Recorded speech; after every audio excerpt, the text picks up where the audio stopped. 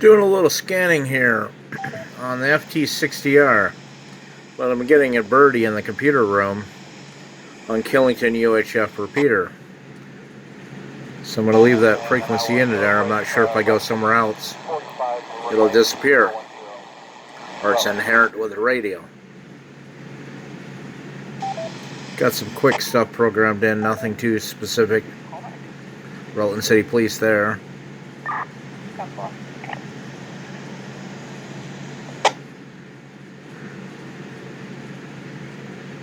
Did do the Mars modification to it. What a pain in the arse that was, man.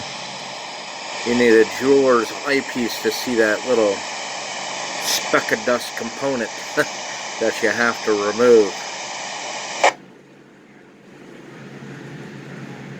Now I'm just waiting the RT system software so I can really program it in a more organized fashion and then really enjoy this. It's going to be a backup radio for the car. Witnessed by her husband. Said she's only had one seizure before. Upon our... Oops, wrong volume. She is type 1 diabetic. Blood glucose is about 65. She's been working on some oral glucose. Hate to see her to death and destruction.